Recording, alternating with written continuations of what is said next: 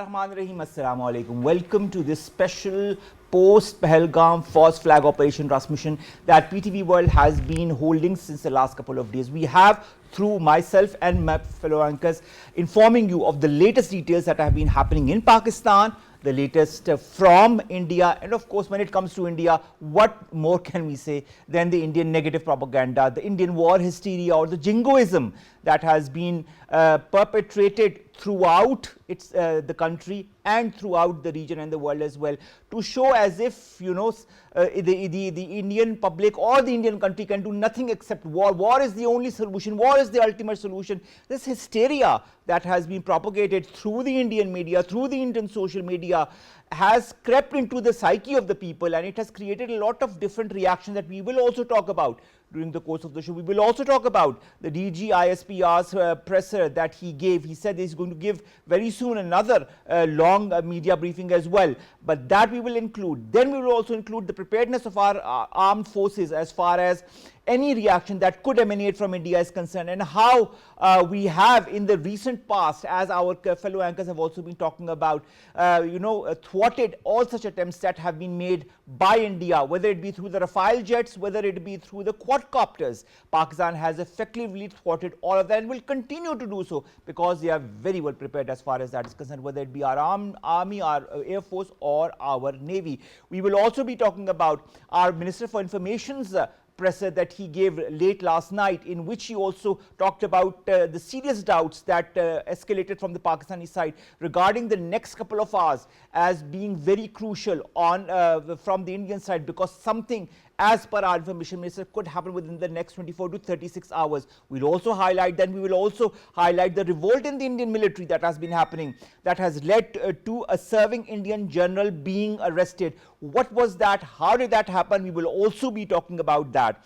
That and more, of course. There are so many things, and of course the Indian public, whether it be the Indian illegally occupied Jammu and Kashmir or elsewhere in India, there are a lot of questions that are being asked. A lot of people are taking sides, and there is a very clear division, ladies and gentlemen, within India as to whether you are for the government or against the government. We have been joined by two important guests to discuss on that, and a third online. Let me introduce, first of all, my guests in the studios. On my right, Gul.i.Ayesha, Bhatti, foreign affairs expert, joins us after a long hiatus. Thank you very much to have joined us. We've also been joined by our very, very dear ambassador at large, Nasir Ali Khan Saab, who is always there whenever we need him. And thank you very much to have again responded to our query.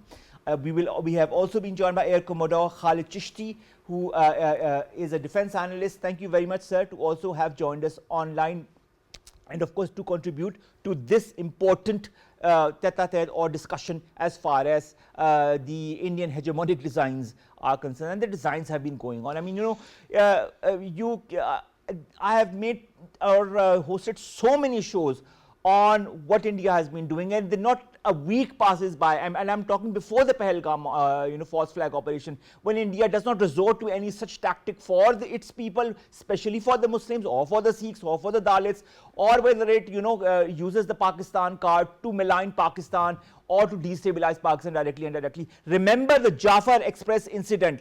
Always remember the Jafar Express incident that had Indian designs on it, very well written, and we have ample proof as far as that is concerned. And I hope that the world is also realizing how India has been trying to destabilize Pakistan since the last few weeks and the last few months and the last few years, and not to say the last few decades. But the fact is, despite Pakistan's overtures and olive branches that it has extended towards India to talk on the table on all the thorny issues, including IIO, JK, and the others, India has never accepted any of Pakistan's requests. And Pakistan has been extremely diplomatic in its overtures as well. But India, it seems, is on a different path altogether. Let's begin with our discussion. We'll begin with the Air Commodore Khalid Chishti Saab. Thank you very much, Air Commodore Saab, to have joined us.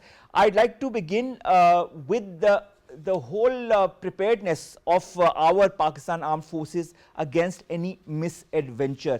When you look at the recent events that have happened, when you look at the Rafale jets that tried to penetrate into Pakistani airspace and how they were very well received, let's put it that way, quote unquote, by the Pakistani side, whether it be the quadcopters that have been infiltrating Pakistani airspace and have also been effectively should I say, repelled or brought down by the Pakistani side, and not just one quadcopter, more than one quadcopter. How prepared, in your point of view, are our armed forces across the land, air, and sea to counter any possible Indian aggression following the Pahalgam false flag narrative?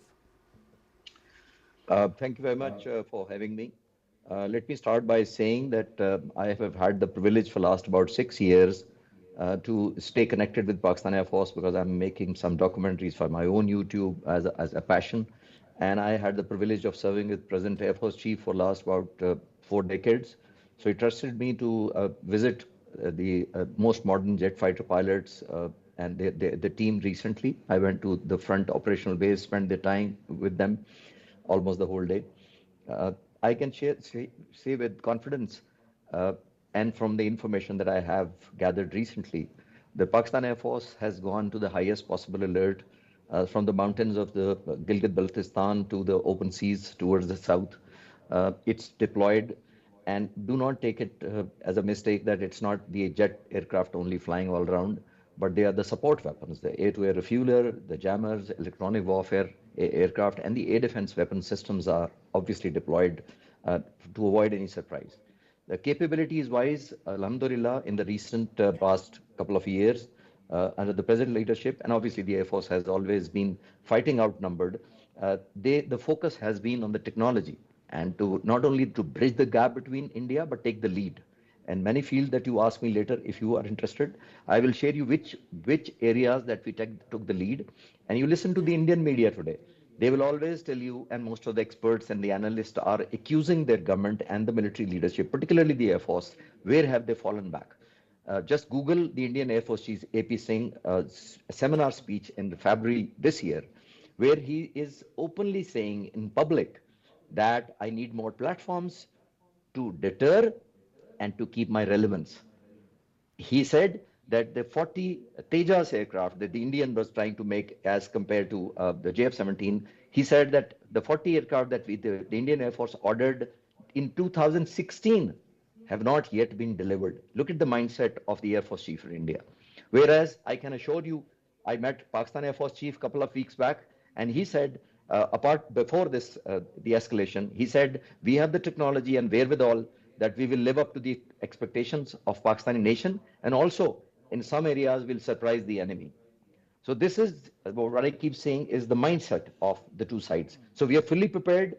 I know of the last night that I spoke to some concerned and the people who were managing all this. Let me assure the nation and the people across the border that not only we are physically deployed, but we are determined also. All right, that's wonderful to know. Nasir Ali Khan Saab, I'll come to you. How important is public unity and civil military cohesion, and what role could this play and should this play in strengthening Pakistan's defense posture during moments of heightened tensions with any country? But in this, today, we of course will talk about our neighbor India. I think it's absolutely vital in the case of imminent war for the whole nation to unite.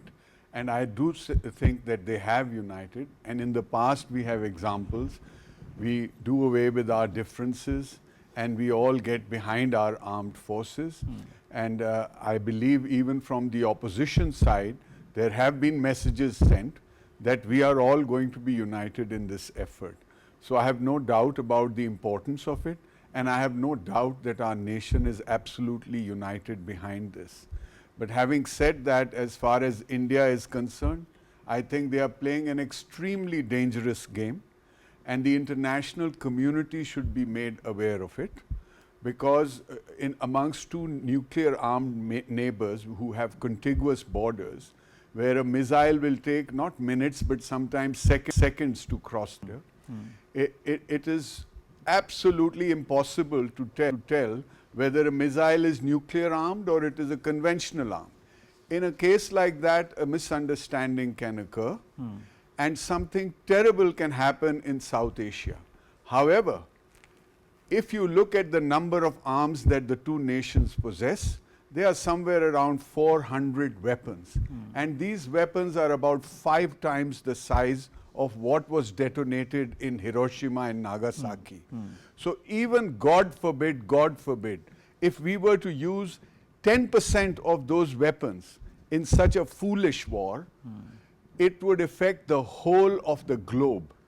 Not only would it kill hundreds of thousands and millions of people, but it would affect, it would cause a cloud of dust, radioactive dust, that would prevent the sun from coming through, and it would lower global agricultural productions by about 40%. It would cause global famines.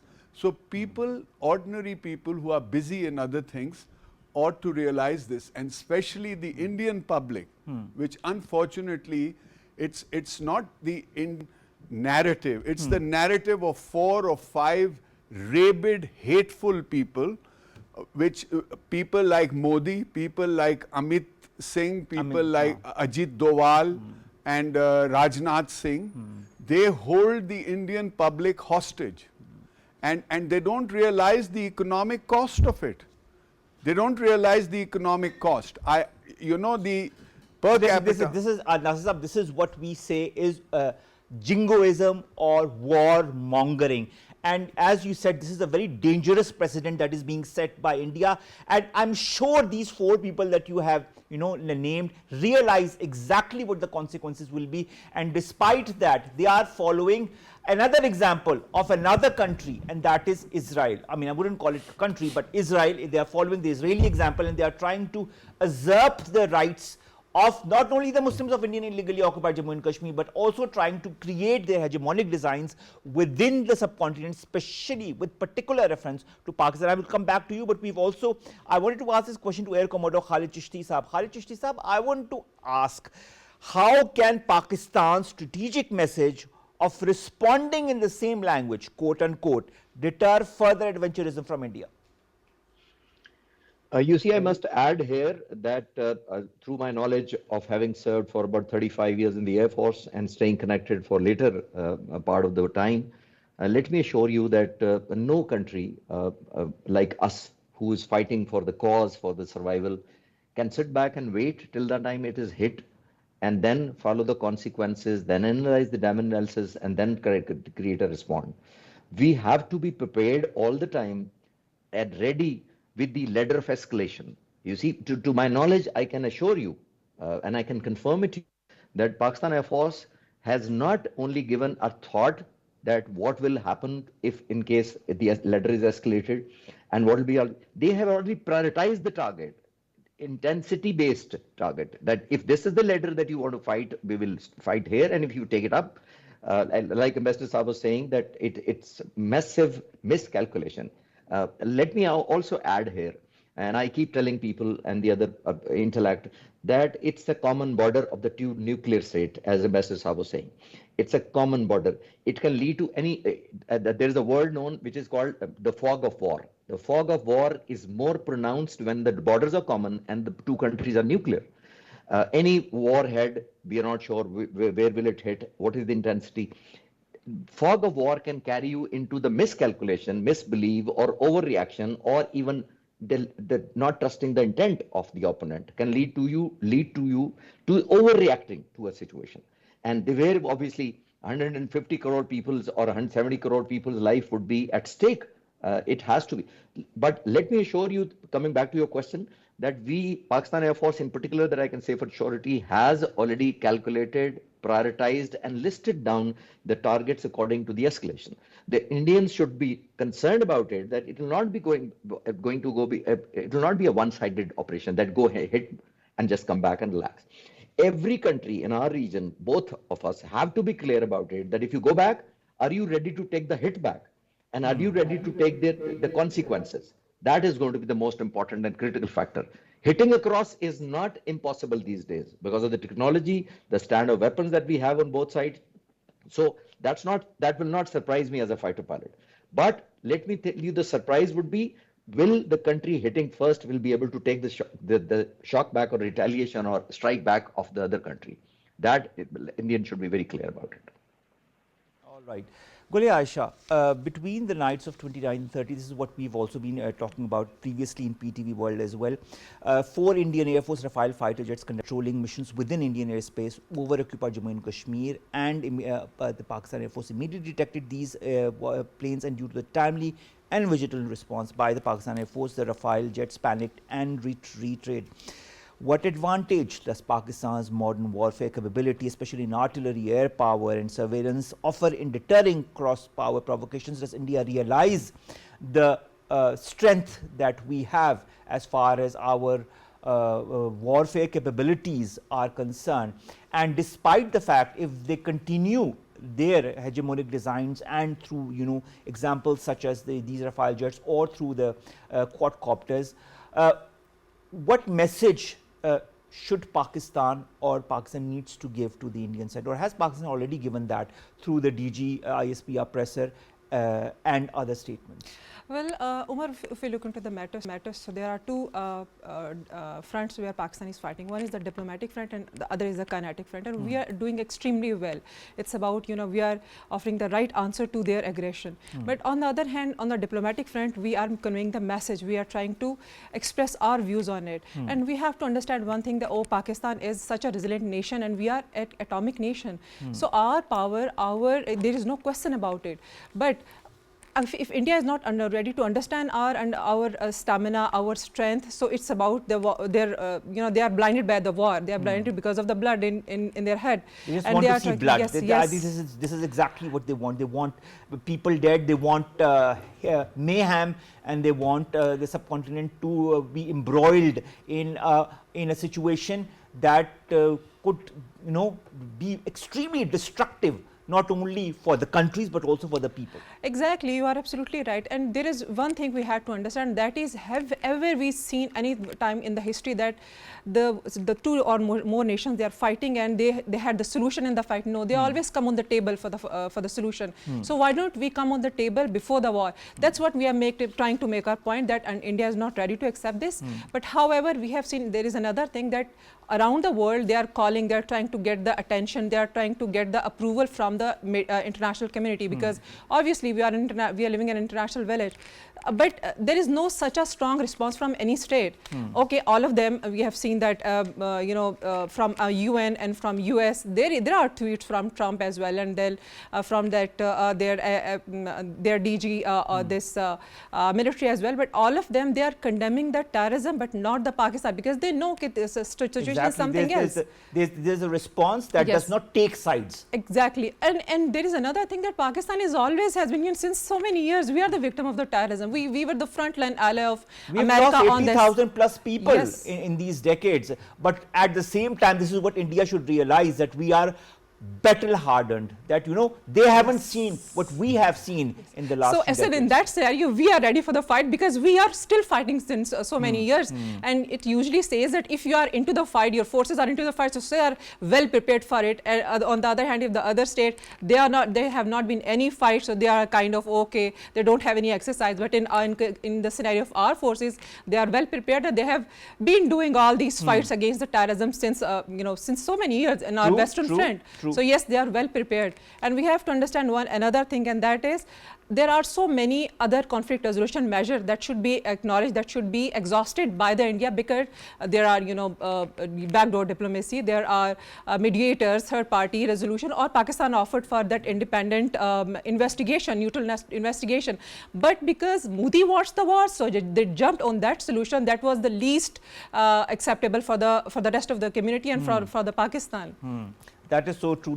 Before I go to the Indian Army and the revolt that is happening in the Indian Army, let's talk about the briefing that was given by the DGISPR Nasir Saab yesterday. He gave us short briefing, but a briefing that was important and interesting because of highlighting Pakistan's perspective and the Indian involvement in Pakistan's nefarious activities. And he highlighted that with proofs, with voice notes, with pictures, with videos.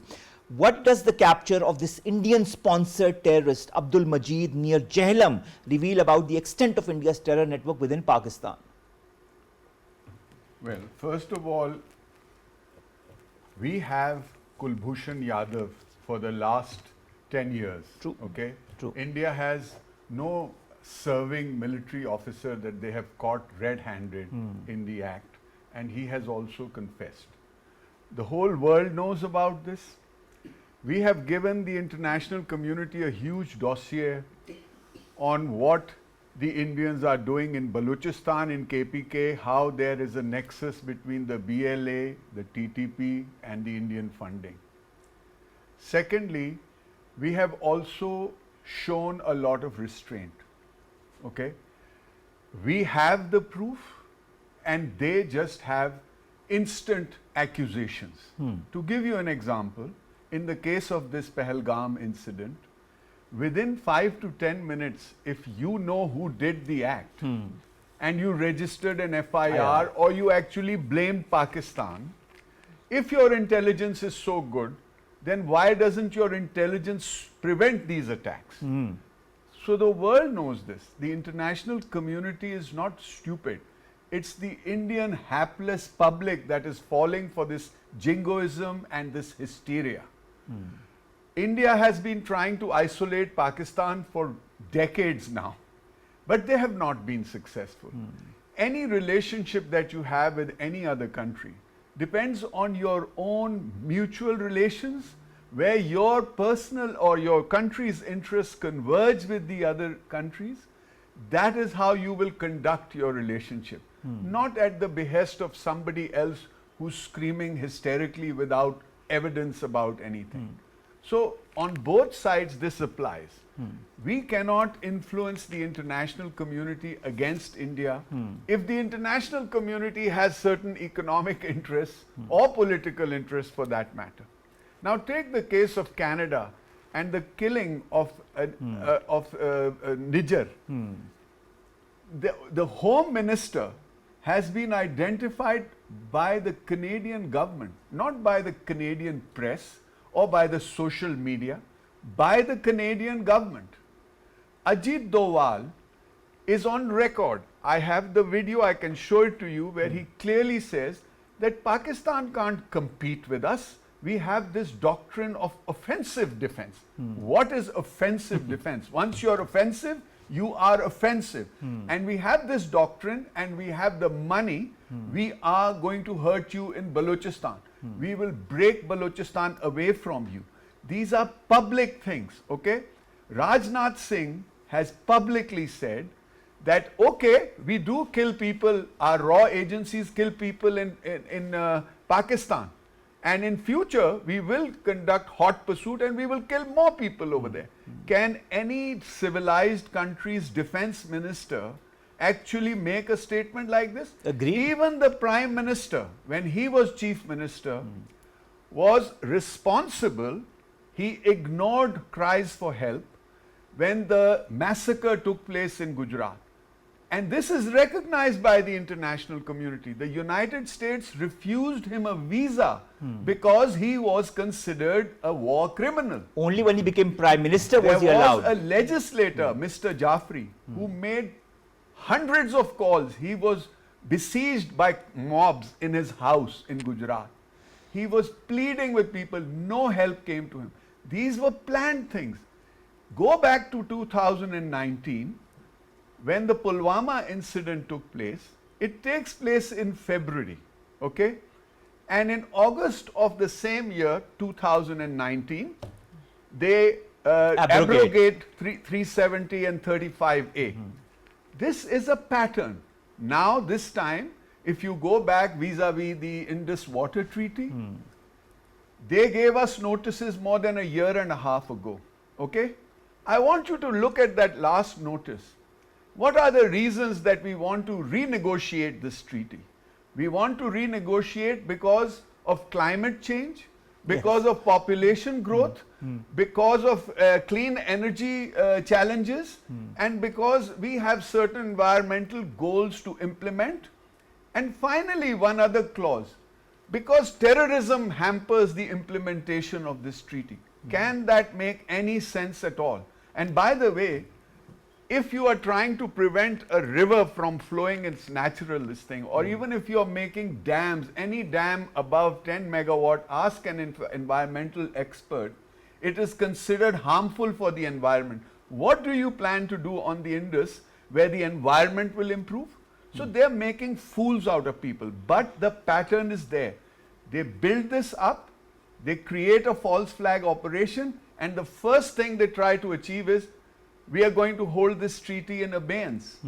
And of course, the second advantage that they possibly got was the elections coming up. So every time there's an election, this has been happening for 20 years. 11 years of this government and even before that. But you know, for India, the perfect tool is using the Pakistan card. Time and again, it has used it for its own popularity. Have we ever used India Never. during our elections? Never. Has anybody started screaming about India to win an election? This has become a pattern. It has become very successful. But unfortunately, you know, you have to realize 1.4 billion people are being held hostage. India's middle class is about 300 million. Okay, put them aside. 1 billion people live in poverty. India's per capita income is shown to be $2,800. Just remove two people, Ambani and Adani, and it comes down to 2,700. Remove the top 1%, it comes down to below 2,000. Remove just the top 5% of people in India and it comes down to $1,180 per capita, which is less than most African countries. And here we go around waving the thing, we are a $5 trillion economy, we are the third largest economy in the world and all. This is all trying to fool their own people, because every election they have a problem. They have not delivered on the promises of the last election. So we want to demonize the Muslims in India. We want to demonize Pakistan. We want to create a bogeyman so that the attention gets distracted. And then of course you know the Hindutva. Hindutva, the RSS ideology. Unbelievable. I heard somebody say that once Ziaul Haq said to them that, you know, you talk about nuclear war. Do you realize that if you and I have a nuclear war, there will still be 1 billion Muslims left in this world, but there will be hardly any Hindus left. Please take note of that. I think it's a very important point, and it is the you know, the bare fact or the bare minimum of what we are discussing here is that India is on another wavelength of its own, you know, a path that will only lead to disaster for its own country in the bargain. And despite the realization of the fact, they are still hammering a certain cause in a certain way in order to promote this extremely negative perception of Pakistan, and of course moving towards a battleground or a war-like situation, which I fail to understand why the general public, a normal man or woman, doesn't understand the repercussions of all that is going to have. We will now go to Air Commodore Khalid. Chishti is waiting patiently. Sir, I will go back because the conversation kind of went a little bit on another tangent, but I will come back to the DGISPR presser, and I'd like to understand how significant is the involvement of serving Indian Army personnel such as Major Sandeep Verma and others in planning and financing cross-border terrorism. With this presser, isn't it made more apparent on how serving Indian officers are now, you know, taking part in terrorism in Pakistan? Thank you, Omar Saab. This is a very important question. When I look around as a student of military strategy and even political history, I find that even the smallest countries which have the population in millions, a few millions, will not indulge into the fight which you call below the belt. They still will have animosity, they will have differences of opinion, they like to undermine each other. But coming back to this level, or coming down to that level, probably, and which commonly we can say that it is well below the belt, that your serving officers are indulged. So that's a proof that Mr. Nasir Saab was pointing at what the Canadians are saying, that if they can do that, it hasn't surprised me, by the way, if their official government and the ministers by name have been pointed out by no less than the Canadian Prime Minister, So what else do you expect? A major will not carry out these sabotage activities. They will, but I'm not supporting it. What I'm shocked to know that even down to that level, to the major and to the highest level, to the government itself is indulged in sabotaging the other countries, and that too, like it was said, that it's a country of 1.4 billion people. Uh, that you are already massively huge country. You're not a small country. There is no inferiority complex that such country should have. There is no dearth of finances, the economy, the strength, the military, political leadership, and everything is at place. And even then, they come down when they operate to that level, to the level of the majors and the JCOs and non-commissioned officers, and buying few sold out people across this side of the border and telling them to bomb these places. That is disappointing, and that's not been shocking, by the way, because they have been doing it, and they'll probably continue to do that, because the world, because of the common national interest, will not condemn them to that level. Which, that's the most unfortunate part that we should also work on. That's the painful thing. But having said that, this the world is not fool anymore. They know that such a massively huge country is still getting down to that level. They do understand. Many of the countries may not speak openly in our favor to that level, but probably the world is much more aware of what it was 30, 40, 50 years back, and especially during the Cold War. Now the countries understand which countries playing down to what level. But that's so unfortunate and disturbing. That is so unfortunate and disturbing. But one thing that you did point out, I'm going to point it towards Gul.i.Ayesha. Inferiority complex, you know. A lot of people do things that go out of hand because of inferiority complexes. And it seems somehow, I don't know whether you'd agree with me or not, that the Indian, heads, these 3-4 names that Ambassador Nasir has alluded to, have some kind of a complex, because they somehow, somewhere want to highlight that they are, the grand masters of this whole region, or they are the big brother of this whole region, or they are a power that cannot be destroyed or cannot be dominated upon. And this kind of a complex, I feel, leads to other issues, which leads to problems such as false flag operations, to destabilize and to malign countries in the neighborhood, whether they are small, whether they are equally powered or not, in order to further, pom the fact that, you are the leaders in the region and you are the ones who need to have the decisive power. But things like these happen and are unearthed by our army and our forces, and are shown to the entire media, like what happened yesterday.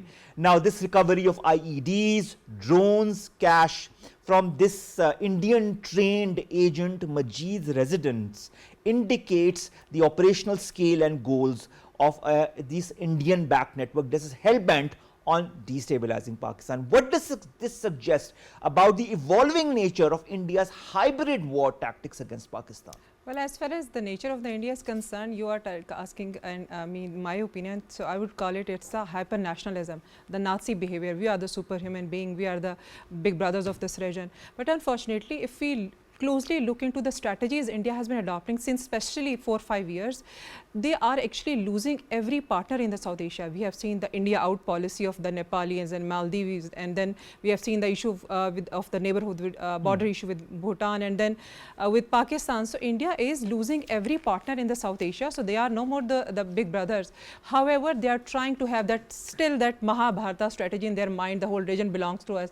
Their opposing strategy to Sri Lanka as well, and then recently they lost their favorite party in Bangladesh. So this is somehow they are losing their alliances in the region. Well, they still have the head in their country. Yeah, but it's something I would say that, but they are trying to have good relation with Afghanistan, and why. And this current strategy with the Pakistan, it indicates that they are trying to make a volatile region so they can get some meaningful results from it. Now here there are analysis that says that Modi is somehow trapped in it. One of that is the nation in India, they are now hyperactive about it. They want results because they have seen this. Because India it has been propagated to such an extent by the media, by everywhere, by the statements, that there is no other way out. Yes, and you know, Hitler did that. He tried to instigate his people so much that they started asking him that, okay, what next? So it says that eventually Hitler became trapped in his own words. So similarly, Modi is going to be, his government is going to be trapped there in their own word, their own grandeur agenda that they are not eventually going to fulfill. And secondly, they were looking for who is going to gain from all this scenario. You know, the Pakistan, no, because we are already facing severe terrorism in our western border. We are having the economic crisis. We are trying to have good relation with Central Asia, with Afghanistan. Last month, visits were very active, and we had a kind of very good settlement with them. Then there was a visit in Bangladesh as well, and we are having to trying to have good relation with all the states because we want to have that economic strategy on its place in Pakistan. So we are working on our economic development. We don't have time for all these kind of warmongering, but why India is doing that? Who is going to gain from this war? Again, we have to look into the Modi. What kind of position he is going to be, and what kind of result he is going to gain. First of all, is we have talked about the elections, how important it is because he is in the power with alliances. It's a loose alliance, and he is actually trying to have that strong position that he could not get in the previous elections. So the upcoming elections, he wants to have strong position, and eventually, unfortunately, in his previous elections and in these current scenario as well, in the campaign as well, he used the strategy of the anti-Pakistan strategy, anti-Muslim strategy. So he is trying to have that. And we all remember all his statements that happened during the election campaign. There are more than how many Muslims are there in India? More than 15%. So it means that all those Muslims, eventually there is going to have a serious clash, Hindu-Muslim clash. But this is what they want. But this is what they want. This is what the BJP government wants. A clear division between the Hindus and Muslims. Yeah, and that's going to burn their own home eventually. They are going to have and they are doing that. And there is another thing, since 2019, there was Modi has made such a kind of agenda that, okay, the normalization of Kashmir. Kashmir is normalized, tourists are coming and economic development, look how huge the economy went of that Indian occupied Kashmir. But after that, this is clear that there is no normalization. They are still facing all the atrocities, and some people are agitated. They are tired of this whole situation. So this is the flop idea of, and everybody's, the whole international community, they are looking into it. And then there is another thing, and that is, who wants war in the South Asia? Nobody wants. This is a clear nuclear flashpoint, and nobody is going to get anything from the war, especially if there is nuclear deterrence. So it's a very critical situation, and jumping into the war is going to be serious foolishness. Although we are ready, although Pakistani armed forces are ready, from that rhetoric to readiness, we are all ready. But we are not the preparators of the war. We are on our defensive end. We want to defend our country, and we are going to be successful in that. Inshallah. But international community should understand that this kind of state, unfortunately, we can, it says that we are the prisoners of the war. There is a very famous book on it, Tim Marshall. He says we cannot change our neighbors because we are the prisoners of the war. So we cannot change our borders, unfortunately. We have the hostility, that history with India. But we try to make international community understand that, look, this is the guy who is making trouble in all this region. He is not having any alliance in all. He has been the part of all the political agendas of every state, the Sri Lanka, Bangladesh, Bhutan, Nepal, Pakistan, even Afghanistan. So this is something that India needs to change its strategies and needs to and wants to or will do is another thing altogether. Nasir Ali Khan Saab, you have the statement from Mr. Panu. Then you have the social media evidence, not only from what the DGISPR said, but also from the Jafar Express incident in Balochistan, and also from so many countless other incidents that have happened in Pakistan that have a clear stamp of India in it. How can this media evidence and communication logs push for international condemnation for Indian-sponsored terrorism? How should Pakistan, or how could Pakistan use this evidence? At every possible forum, Not only should we have a diplomatic blitz in which every single mission everywhere in the world that we are present, goes out with clear evidence and tells them that this country that claims to be the largest democracy and aspires to be a permanent member of the UN Security Council flouts international law, talks about killing a treaty, one of the most legally sound water treaties in the world. You can investigate that. True. Arbitrarily, unilaterally, you cannot do things like that. There is the United Nations Convention on Non-Navigational Use of Water Courses. This is an international convention. You cannot arbitrarily do things and weaponize these things. They are weaponizing water. And this will create a situation of desperation. It will 100% lead to war. So we have to have a blitz. We have to go out and tell the rest of the world that this is an extremely dangerous game that India is playing, which will have global consequences. Global consequences. Please don't sit around idle thinking this will just blow over, because one misunderstanding can cause Armageddon. Okay? So there are many forums. There is the OIC, there is the United Nations, there are human rights organizations.